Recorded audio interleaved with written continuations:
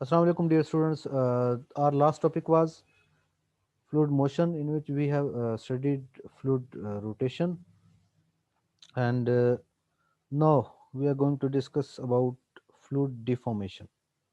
Okay, fluid deformation को ही हम discuss करने के लिए जा रहे थे, और उसमें जो हमने फर्स्ट टॉपिक पढ़ा था दैट वाज एंगुलर डिफॉर्मेशन।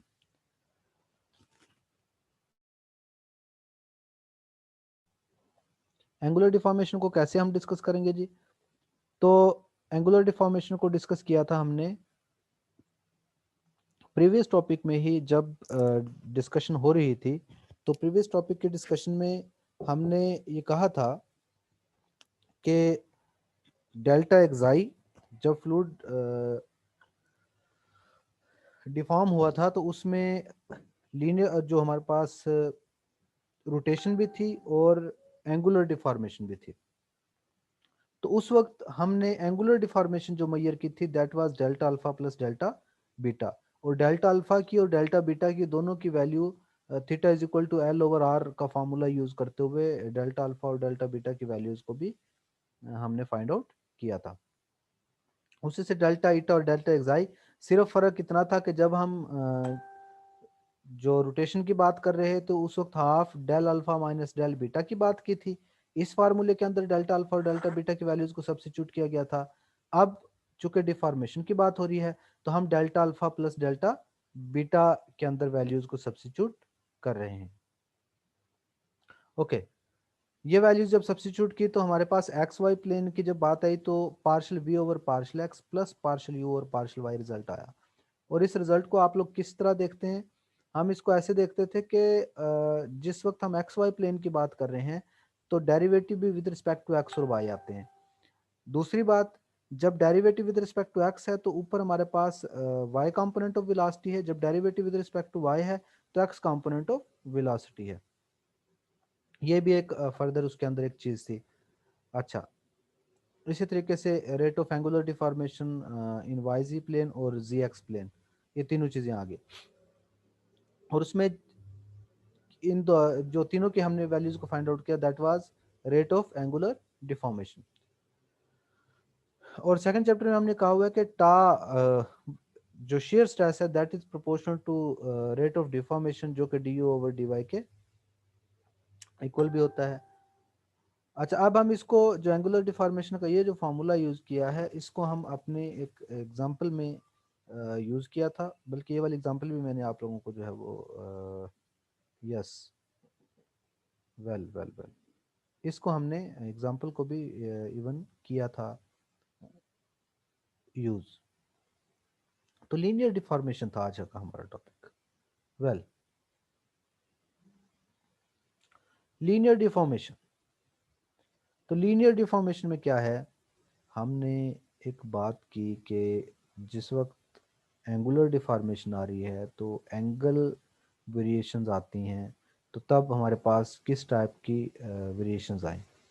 तो लीनियर डिफॉर्मेशन में shape of fluid element describe by angle at its vertices remains unchange. अच्छा, इसको भी शायद डिफाइन किया था कि जो लीनियर डिफॉर्मेशन है उसमें हमारे पास एंगल्स चेंज नहीं होते, लेकिन मतलब उसकी बेहतरीन एग्जांपल्स आप कह सकते हैं कि जब हमने फ्लूइड मोशन की बात की थी तो मैंने बहुत सारी डिफरेंट टाइप्स ऑफ मोशन को जब डिस्कस किया तो उन्हीं में एग्जांपल्स कुछ दी थी ट्रांसलेशन की, रोटेशन की, और उसके अंदर स्ट्रेचिंग और श्रिंकिंग भी एक एग्जांपल दी थी, स्ट्रेचिंग एंड श्रिंकिंग। तो ये जो लीनियर डिफॉर्मेशन है that is basically stretching and shrinking type, कि जिसमें हमारे पास एंगुलर वैल्यूज जो हैं, एंगल्स जो हैं, करॉस्पॉन्डिंग एंगल वो चेंज नहीं होते।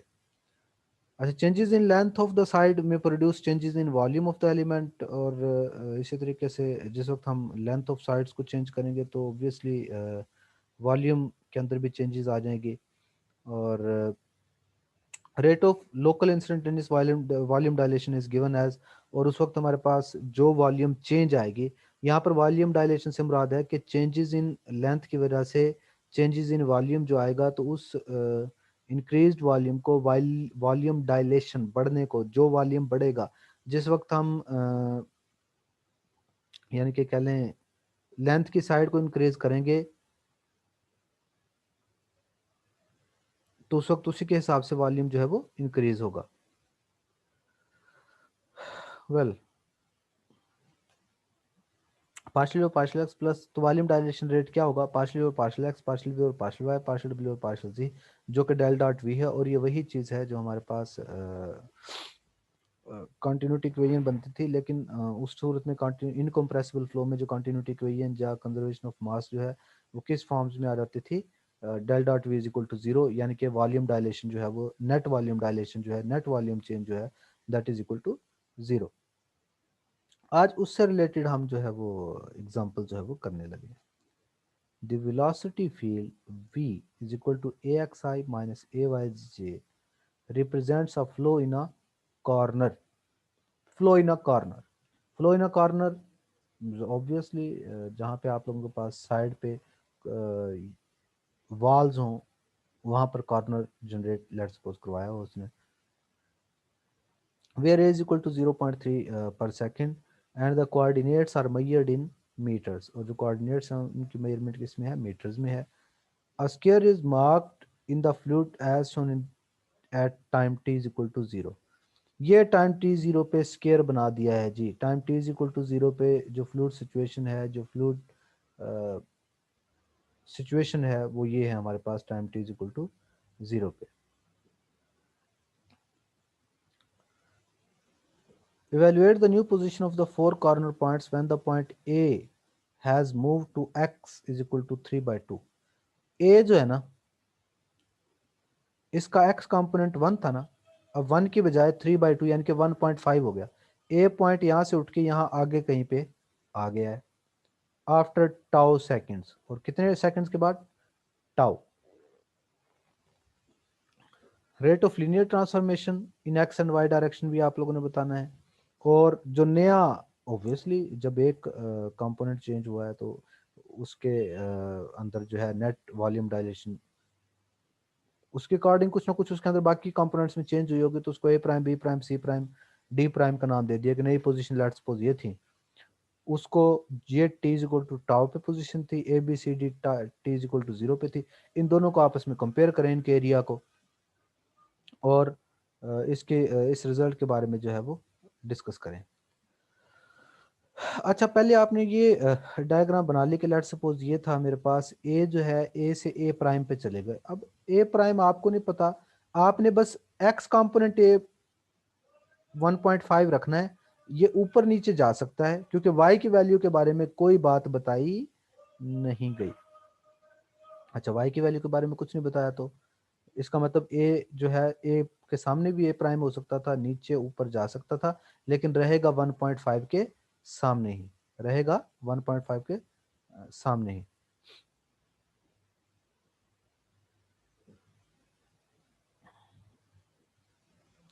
ओके, जो चीजें दी गई हैं, first we find tau, so यानी कि कितने सेकंड के बाद हुआ, we must follow the fluid particle using a Lagrangian description. तो वो कह रहा है कि हम क्या करेंगे, इंटेग्रल अप्रोच पार्टिकल फॉर्म में लेके चलने के लिए सबसे पहले तो हमें टाउ का या टाइम का पता होना चाहिए कि असल में ए जो है 1 से एक्स कंपोनेंट इसका 1 से 1.5 पर कितने टाइम के बाद जा सकता है। तो उसको मेजर करने के लिए हमें अंदाज़ा लगाना है कि जो एक्स कंपोनेंट ऑफ वेलोसिटी है यू, ये होता है D x over d T. ये क्या होता है, D x over d t. अच्छा, और एक्स कंपोनेंट ऑफ वेलोसिटी क्या दे रखा है, ए एक्स, तो a x p is equal to d x p over d t. X p ये पार्टिकल के हवाले से, क्योंकि लैग्रांजियन अप्रोच यूज कर रहे हैं पार्टिकल मैकेनिक्स के तौर पे आप देख रहे हैं इसको, अब जितनी भी डिस्कशन हो रही होगी, तो d x over d t is equal to a x. तो ए एक्स के नीचे, डी एक्स के नीचे एक्स को ले आए और ए को उधर ही रहने दिया, यूं कह ले सेपरेबल वेरिएबल। एक्स जो है एक्स नॉट से एक्स पे चेंज हो गया, टाइम जो है वो जीरो टू से टाउ पे चेंज हो गया, उसको इंटीग्रेट किया, जो वैल्यू आई।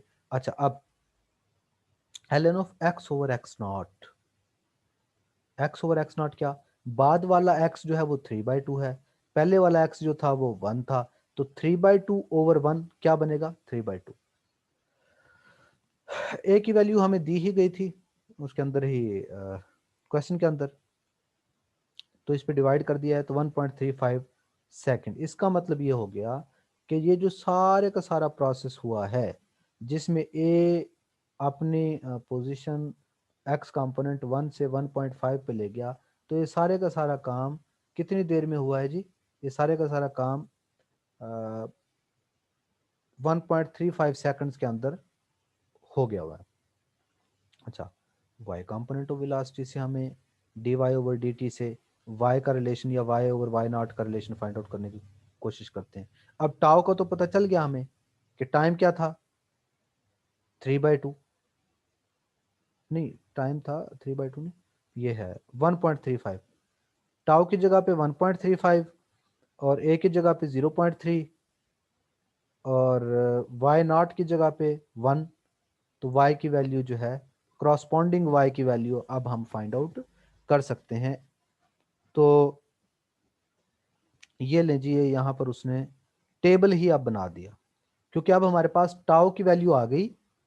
तो हम हमेशा ही x l n of x over x naught is equal to a tau या x over x naught is equal to e per a tau से क्या कर सकेंगे, नए कंपोनेंट्स की वैल्यूज फाइंड आउट कर लेंगे। ये वैल्यूज यहाँ पर फाइंड आउट नहीं करके दिखाई हुई, आपको एक्सप्लेन कर देता हूँ दोबारा से कि x की वैल्यू नहीं दे दी थी, उसको देखते हुए y की वैल्यू आ गई। लेकिन चूंकि अब हमारे पास टाउ आ चुका है, तो y over y naught is equal to e पार माइनस ए टी और x over x naught is equal to also e पार माइनस ए टी। इसके जरिए आप लोग क्या कर सकते हैं, नए y की वैल्यू फाइंड आउट कर सकते हैं हर एक पॉइंट के लिए।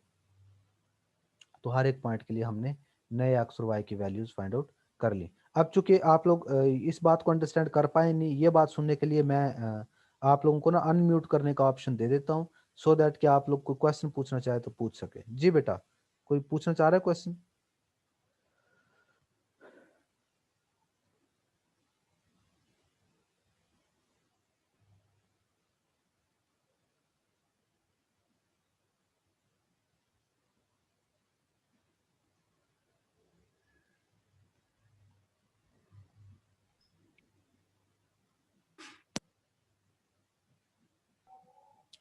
ओके, कोई सर ये क्वेश्चन? डायलेशन, टाइम डायलेशन कह सकते हैं इसे? सॉरी? सर ये टाइम डायलेशन होगी? No no no no no no. Time dilation जो आप कहते हैं ना, ये एक वर्ड, डायलेशन बेसिकली बढ़ने को कहते हैं, और जो टाइम डायलेशन आप लोग ने सुना हुआ है ना, that was in theory of relativity. जी सर, थ्योरी ऑफ रिलेटिविटी। वो थ्योरी ऑफ रिलेटिविटी में पढ़ा था, वो एक सेपरेट चीज है। ये तो सिर्फ वॉल्यूम ज्यादा होगा इस वजह से वॉल्यूम डायलेशन का उससे सिमिलर वर्ड यूज किया है, लेकिन इसका उस relative theory theory of relativity के साथ इसका, इसको आप लोग नहीं वो करेंगे। Okay sir. ठीक है बेटा, ओके। मैं फिर अनम्यूट कर, दोबारा से म्यूट कर देता हूँ आप लोग। वेल, अच्छा, ये कोऑर्डिनेट्स आ गए। उसके बाद अब हमें पता है कि हमें कहा गया कि चेंजेस इन पार्शियल और partial x rate of linear deformations क्या होंगे, क्योंकि हमें rate of volume dilation find out करना ना, और वॉल्यूम डायलेशन हमने कहा हुआ कि वो डेल डॉट वी के इक्वल होता है। तो डेल डॉट वी किसके इक्वल है, पार्शियल और पार्शियल एक्स, पार्शियल वी और पार्शियल वाई, पार्शियल डब्ल्यू और पार्शियल जी। अब है तो ये टू डायमेंशन, इसका मतलब ये है कि इसके अंदर सिर्फ यू वी होगा, अब डब्ल्यू नहीं होगा। अच्छा जी, ये आप लोगों में से अगर किसी ने भी जो वीडियो है वो ऑन की हुई है तो वो काइंडली उसे क्लोज कर ले। वेल, पार्शली और पार्शल एक्स, तो with respect to x derivative लेंगे तो ए बच जाएगा, पार्शल वी और पार्शल वाई जो है वो माइनस ए बन रहा है, तो 0.3 और माइनस 0.3, लेकिन जब दोनों को ऐड करेंगे तो आंसर 0 आ रहा है। इसका मतलब ये हो गया कि जो नया वॉल्यूम भी आ गया ना, ये वाला, जो नई पोजीशंस भी आ गई हैं पार्टिकल की, इनके हिसाब से उसमें भी नेट वॉल्यूम आल्दो के स्ट्रेचिंग हुई है, कुछ लेंथ बढ़ गई हैं, लेकिन कुछ लेंथ बढ़ी है तो दूसरी साइड वाली लेंथ उतना ही करस्पॉन्डिंगली कम हो गई हैं। ठीक है ना, मतलब बाकी उसी हिसाब से उतना कम हो गए हैं। तो हम क्या कह सकते हैं del dot v is equal to a minus a is equal to zero. तो इसको आप लोग जब सिंप्लीफाई करेंगे या देखेंगे तो इसको हम कह सकते हैं कि ओवरऑल वॉल्यूम चेंजेस इसके अंदर नहीं हुए, ये net volume changes are equal to zero.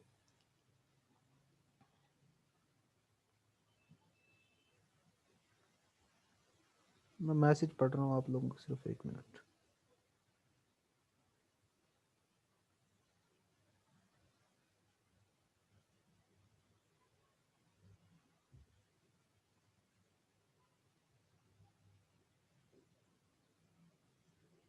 Okay well अच्छा, उसके बाद एरिया दोनों का कंपेयर करें। पहले वाले का एरिया वो भी 1 क्यूबिक 1, वो भी हमारे पास एरिया जो है 1 स्क्वायर मीटर है। दूसरे वाले का एरिया जब चेक किया तो वो भी 1 मीटर स्क्वायर है। या सादा अल्फाज में हम कह सकते हैं कि चूंकि नेट वॉल्यूम डायलेशन नहीं है, नेट वॉल्यूम चेंज नहीं आई उसके अंदर, तो इसका मतलब उसका जो करस्पॉन्डिंग एरिया चेंजेस हैं वो भी यहाँ पर नहीं आई। अच्छा जी, अब हमने क्या काम किया था, डिफरेंशियल फॉर्म में कॉन्टिन्यूटी इक्वेशन ड्राइव की थी। डिफरेंशियल एनालिसिस जो था वो हम कर रहे थे फ्लूइड मोशन का। ये चैप्टर का नेम है ना, इंट्रोडक्शन टू डिफरेंशियल एनालिसिस। हमने वो जो इंटीग्रल फॉर्म में कंजर्वेशन ऑफ मास था उसको कन्वर्ट किया था कॉन्टिन्यूटी इक्वेशन में, पार्शली और पार्शली वी, पार्शली और पार्शल एक्स, पार्शल बी और पार्शल वाई, पार्शल डब्ल्यू और partial z. Continuity equation Cartesian form में भी, और उसके बाद हमने सिलेंड्रिकल कोऑर्डिनेट सिस्टम में भी ड्राइव किया। अब टोटल 3 टाइप्स ऑफ इक्वेशंस हम डिस्कस करते थे। अब हम सेकंड जो मोशन है, सेकंड थिंग है वो क्या है, वो है जी हमारे पास momentum equation.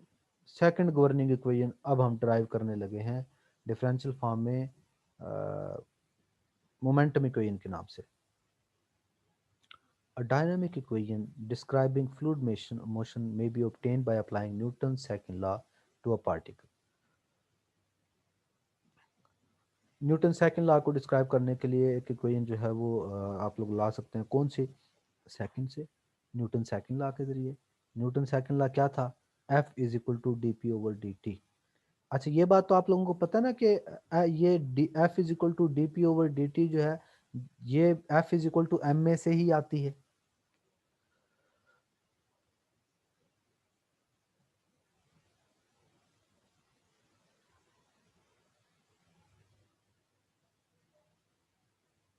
Okay, F is equal to d p over d t. अच्छा, फिर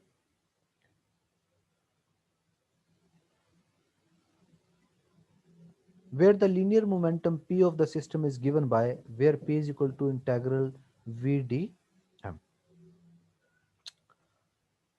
Then for an infinitesimal system of mass dm, तो अगर स्मॉल मास या इन्फिनिटेसिमल सिस्टम या वेरी स्मॉल मास हो dm, तो न्यूटन सेकंड लॉ को क्या लिख सकते हैं? df is equal to dm into d v over d T.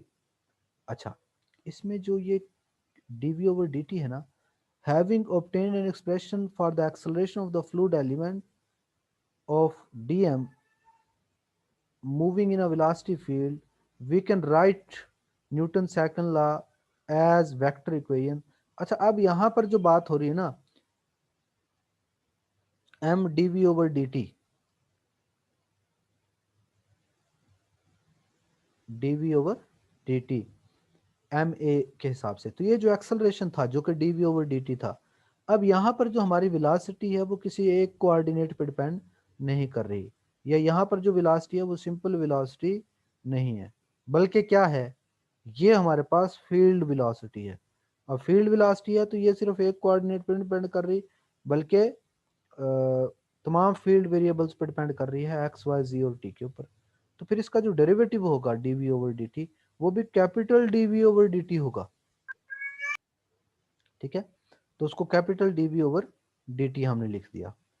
तो और capital d v over d t क्या है? ये पार्टिकल एक्सेलरेशन आप लोगों को याद होगा, हमने फाइंड आउट किया था, u partial v over partial x plus v partial v over partial Y plus डब्ल्यू partial v over partial v plus partial v over partial t. और ये अकेला पार्टिकल एक्सेलरेशन को डिस्कस करना भी इटसेल्फ बड़ा इंपॉर्टेंट क्वेश्चन है वो, उसके अंदर 2 अलग से क्वेश्चन हमने बना के उसको सॉल्व किया था, अगर आप लोगों को याद हो तो। ओके, अब हमें d f is equal to d m into u partial v और पार्शल एक्स, ये सारी वैल्यू आ गई। अब क्या करते हैं, अब हम इसका x कंपोनेंट, इसका y कंपोनेंट, इसका z कंपोनेंट, तीनों की वैल्यूज फाइंड आउट करने की कोशिश करते हैं। अब पहले तो हमें ये पता हो डी एफ, तमाम टाइप की forces, x component, y component, z component. अब हमें पहले तो ये पता हो कि कितने टाइप की फोर्सेस जो हैं वो हमारे पास लग सकती हैं किसी भी फ्लूइड पार्टिकल के ऊपर। तो सबसे पहले यही, क्योंकि अब इसकी एक एक टर्म को अब हम देखेंगे ना अलग अलग से।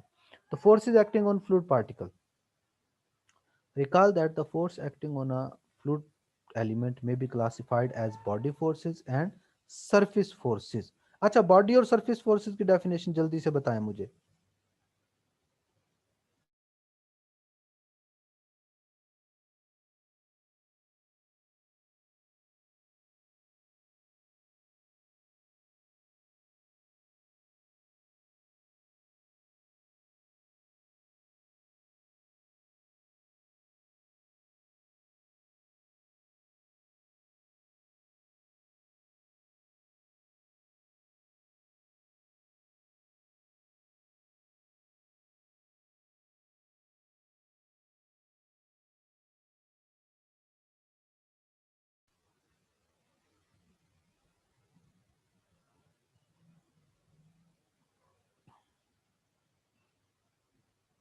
किसी ने नहीं अभी तक डेफिनेशन बताई सरफेस और बॉडी फोर्स की।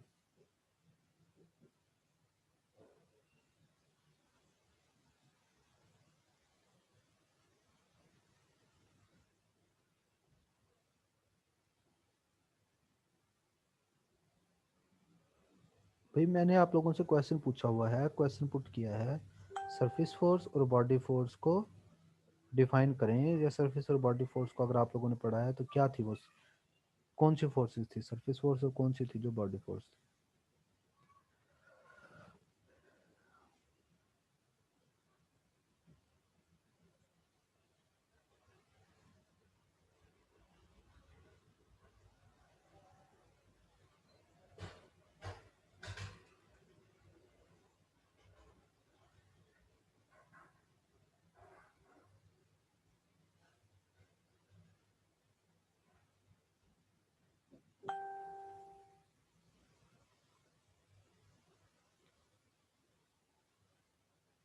जी बेटे, अब आप बता सकते हैं।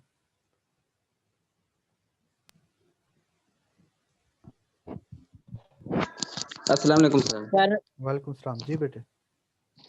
सर जो सरफेस फोर्स होती है ना वो मीडियम जो होता है ना उसकी बाउंड्री पर डायरेक्ट कांटेक्ट से एक्ट करती है। सरफेस एलिमेंट्स पे, हाँ ठीक हो गया। यस जी, ठीक, और जो सर बाउंड्री पे। बॉडी फोर्स होती है वो फिजिकल कांटेक्ट के मतलब बगैर भी वो एक्ट कर सकती है। ठीक हो गया। एग्जांपल्स। सर जैसे जो होती है सरफेस फोर्स में प्रेशर फोर्स भी आ जाती है। अच्छा, और जो बॉडी फोर्स होगी उसमें सर जैसे ग्रेविटी फोर्स ऑफ ग्रेविटी। हाँ जी, शाबाश।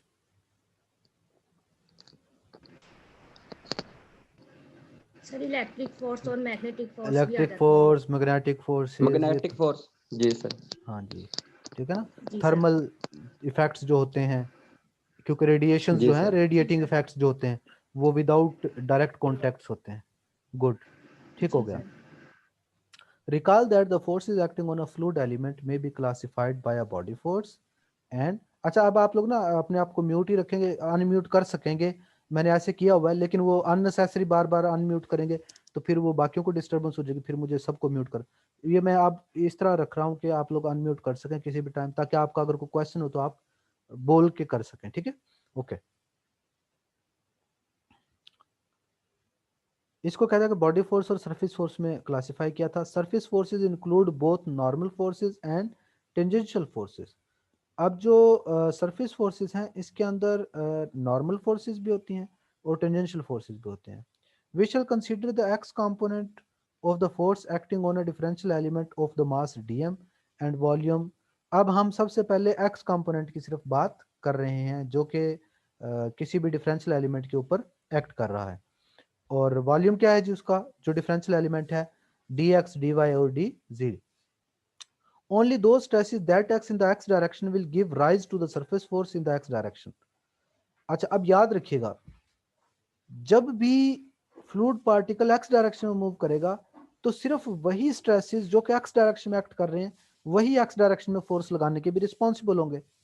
if the stresses at the center of the differential element are taken to be sigma xx, tau yx, tau zx, then the stresses acting on the x direction of all the fluid elements are shown in figure। ये diagram ना, सबसे पहले इस diagram को दोबारा से एक बार देखेंगे हम, और ये बड़ा ही एक इम्पोर्टेंट, यूं कह लें कि आप लोगों के लिए अगेन एनालिसिस होगा। अब क्या है, सुन ले, यहां पर जो राइट और लेफ्ट प्लेट हैं, अब ध्यान से इन चीजों को आप लोगों ने दोनों को सुनना है कि जो राइट और लेफ्ट प्लेट हैं ये एक्स पोजीशन पे मौजूद हैं, टॉप और बॉटम प्लेट्स जो हैं वो वाई पोजीशंस पे मौजूद हैं, वाई की किसी स्पेसिफिक वैल्यू पे, और फ्रंट और बैक जो है that is at z positions, z position plate है। अब एक बात तो हमें पता चल गई कि जब भी राइट और लेफ्ट की बात हो रही होगी ये एक्स पोजीशंड है, फ्रंट बैक की बात हो रही होगी जी पोजीशंड है, टॉप बॉटम की बात हो रही होगी वाई पोजीशंड है। अब हम सिर्फ बात कर रहे हैं stresses on x, stresses on fluid element along x direction. अच्छा, एक्स डायरेक्शन में stresses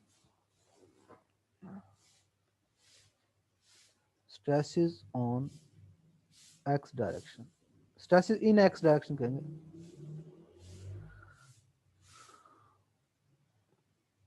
okay, stresses in x direction हम देखना चाह रहे हैं सिर्फ। और जब आप लोग बात करेंगे फ्रंट और सॉरी राइट और लेफ्ट की, राइट और लेफ्ट की जब बात करेंगे ना तो एक्स डायरेक्शन में फोर्सेस एक्स पोजीशनड प्लेट के ऊपर,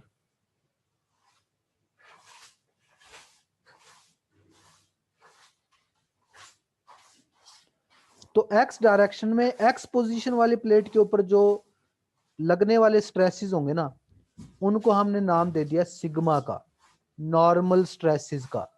जबकि एक्स डायरेक्शन में वाई पोजीशनड हो या जी पोजीशनड हो, इन पे लगने वाले स्ट्रेसेस को हमने नाम दे दिया शेयर स्ट्रेस का। तो अब याद रखें, जिस वक्त बात हो रही है एक्स डायरेक्शन में एक्स प्लेट्स, यानी कि एक्स पोजीशन पे कौन कौन सी प्लेट है, ये लेफ्ट और राइट है, लेफ्ट और राइट प्लेट। तो लेफ्ट और राइट पे नॉर्मल स्ट्रेस या इसके ऊपर वाले स्ट्रेस को सिग्मा स्ट्रेस का नाम दिया हुआ है, और वाई और जी पोजीशन प्लेट्स इसके अंदर आ जाती हैं। वाई वाली आ गई टॉप और बॉटम, टॉप और बॉटम, और जी वाली आ गई फ्रंट और बैक। इन पे लगने वाला जो स्ट्रेस होगा ना, इन पे लगने वाले स्ट्रेस का नाम होगा शेयर स्ट्रेस, और इस स्ट्रेस को आप लोग टाउ से रिप्रेजेंट कर रहे हैं। ये बात अंडरस्टैंड कर ली ना। अब देखें, जब भी लेफ्ट और राइट पे लग रही है स्ट्रेस उसको सिग्मा कहा हुआ है, टॉप बॉटम और फ्रंट बैक इन पे टाउ कहा हुआ हमने। अच्छा, अब नाम कैसे दिए हुए हैं, sigma x x, sigma x x का मतलब है पहला एक्स है कि कौन सी पोजीशन वाली प्लेट है, sigma normal stress on x plate along x direction, tau y x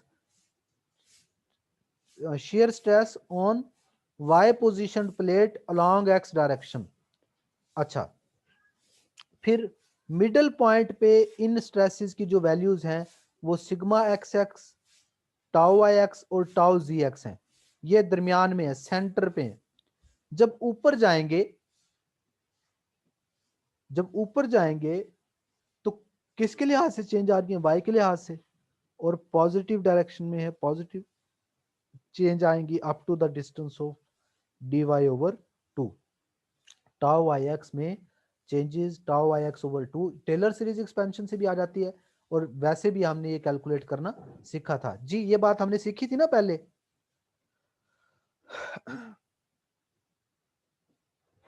yes sir. Okay okay okay, well, तो ये वो वैल्यूज आ जाएंगी। अच्छा, इसी तरह बॉटम की तरफ जाएंगे तो नेगेटिव वैल्यूज आएंगी हमारे पास। अच्छा, ये किसने मैसेज, अच्छा मैसेज किया हुआ है, रिजल्ट कब तक बताएंगे? ओ भाई बेटा, रिजल्ट आप लोगों का अब बस फाइनल में पता चल जाएगा। पहले रिजल्ट कभी आप लोगों का कैसे आता रहा है, ठीक ही आता है ना, तो अल्लाह खैर करेगा, क्यों टेंशन ले जाते हैं आप लोग।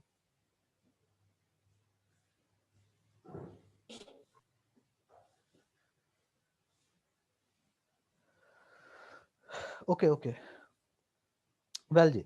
अच्छा, इसी तरह राइट साइड पे जाएंगे तो stresses, normal stresses, sorry x direction में राइट पे आए तो सिग्मा एक्स एक्स है, और उसमें एक्स के लॉन्ग चेंजेस हैं up to the distance of d x over 2। ऐसे ही लेफ्ट साइड पे जाएंगे तो माइनस डी एक्स ओवर 2 हो जाएगा। फ्रंट पे आएंगे तो डी जी ओवर 2 प्लस का हो जाएगा। बैक पे जाएंगे तो माइनस डी जी ओवर 2 आ जाता है।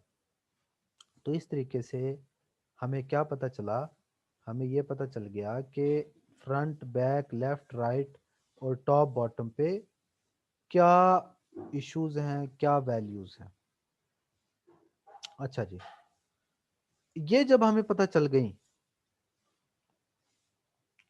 तमाम स्ट्रेसेस के बारे में पता चल गया, तो हम क्या करते हैं, ये है stresses multiply by area force बन जाएगा। तो net force over the 6 faces, net surface force find out करने के लिए ये अच्छा अभी सरफेस फोर्स है। Net surface force find out करने के लिए हम क्या करेंगे कि 6 के 6 पे जो अप्लाई होने वाली फोर्सेस हैं वो लिख लें। अच्छा, अब याद रखें, अब फोर्सेस ना अप्लाई होती हैं, जो ये फोर्सेस शेयर फोर्सेस अप्लाई होती हैं, ये एक्स डायमेंशन ही थी हमारे पास। तो तो ये हमारे पास फोर्सेस हैं जो राइटवर्ड डायरेक्टेड हैं, जो टॉप पे, राइट पे और फ्रंट पे थी, उनको तो हमने पॉजिटिव का नाम दिया हुआ है। इसी तरह जो लेफ्ट पे और बॉटम पे और बैक पे थी, उनको हमने नेगेटिव साइन के साथ मल्टीप्लाई किया हुआ है। तो ये हमारे पास ये टोटल फोर्सेस हैं जो उसके ओवरऑल लग रही हैं। अच्छा, ऑन सिंप्लीफाइंग, अब आप लोगों ने करना ये है, जल्दी से पेज लें और इन तमाम एक्सप्रेशन को सिग्मा एक्स एक्स को डी वाई डी जी के साथ मल्टीप्लाई करें, इन दोनों को डी वाई डी जी से मल्टीप्लाई करें, मतलब ये 6 है ना, तो 12 टर्म्स बनाएं और 12 टर्म्स को आपस में ऐड करें। मुझे बताएं रिजल्ट क्या आता है जल्दी से।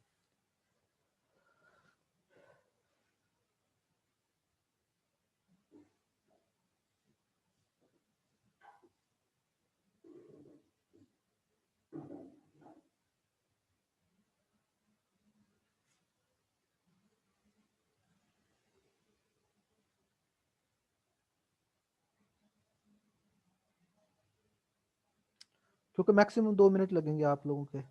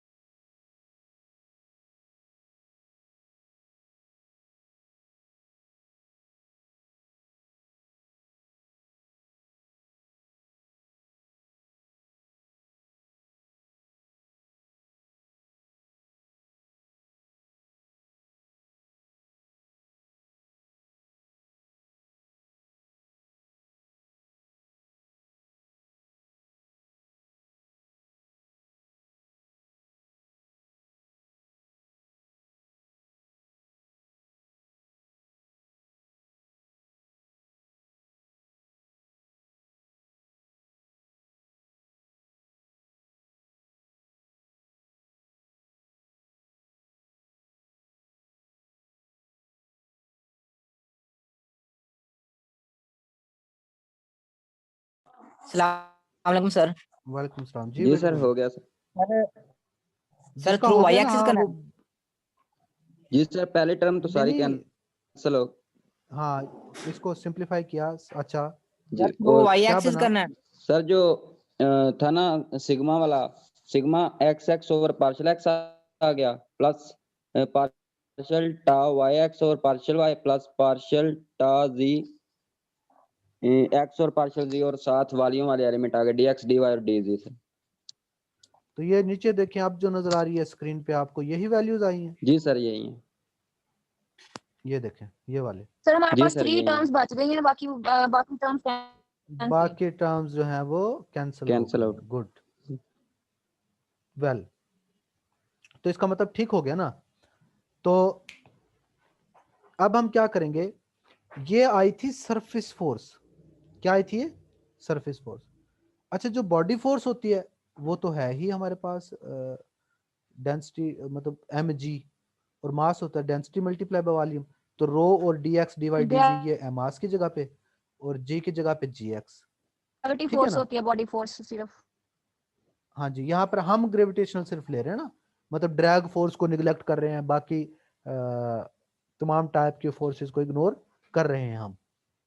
होती और भी हैं मतलब, लेकिन हम यहाँ पर क्या ले रहे होते हैं, सिर्फ बॉडी को एज अ बॉडी फोर्स को एज अ ग्रेविटेशनल अकेला ले रहे होते हैं। हाँ, मैग्नेटिक और थर्मल इफेक्ट्स हो सकते हैं ना, हीटिंग इफेक्ट्स हो सकते हैं और मैग्नेटिक इफेक्ट्स हो सकते हैं, लेकिन हम यहाँ पर सिर्फ ग्रेविटेशनल इफेक्ट्स ले रहे हैं। अच्छा, डी एफ एक्स आ गया, d f b x plus d f s x. तो बॉडी और सरफेस फोर्स को ऐड करके ये वैल्यू बन गई। हाँ, ये एक्स डायरेक्शन में है, तो ऐसे ही वाई डायरेक्शन की क्या आएगी और जी डायरेक्शन की क्या आएगी। इन तीनों टर्म्स को देखें ऊपर वालियों के साथ कंपेयर करके, जो स्ट्रेसेस लिखी हैं ये ठीक है कि एक्स वाले डायरेक्शन में था तो बाद वाला हर सबस्क्रिप्ट एक्स था, वाई में है तो बाद वाला वाई डायरेक्टेड है और पहले वाला पोजिशनड है, और इसी तरह जी का है। फर्क सिर्फ इतना है कि उसमें एक्स एक्स वाला सिग्मा होगा, दूसरे वाले में वाई वाई वाला सिग्मा होगा, और थर्ड में जी जी वाला सिग्मा होगा और बाकी टा होंगे। ठीक है जी, ऐसे होगा ना।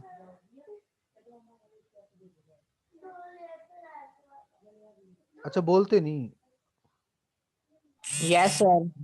हाँ जी, ओके। Yes sir. अब हम चलते हैं। अच्छा, ये क्या आई है, ये वैल्यू आई है डी एफ की। अगर मैं दोबारा अपने इस इक्वेशन पे पहुंचू ना, तो मैं अभी तक ये जो अभी हमने वैल्यूज फाइंड की है ना, वो सारी की सारी वैल्यू फाइंड आउट की है, इसके लिए डी एफ फाइंड आउट किया है। ये तो उसी तरह रहेगा, तो हम डी एफ की जगह पे लेफ्ट साइड पे जो अभी वैल्यूज फाइंड आउट की हैं वो सारी लिख देते हैं, राइट साइड उसी तरह रहेगी। लेकिन राइट साइड में जहाँ पे कैपिटल वी था, वहां पे जब एक्स कंपोनेंट लिखेंगे तो स्मॉल यू आ जाएगा। क्योंकि अब आप, मैं इसको थोड़ा सा हाईलाइट कर देता हूँ, क्योंकि इसकी पोजीशन बहुत मैटर करेगी इस वी की।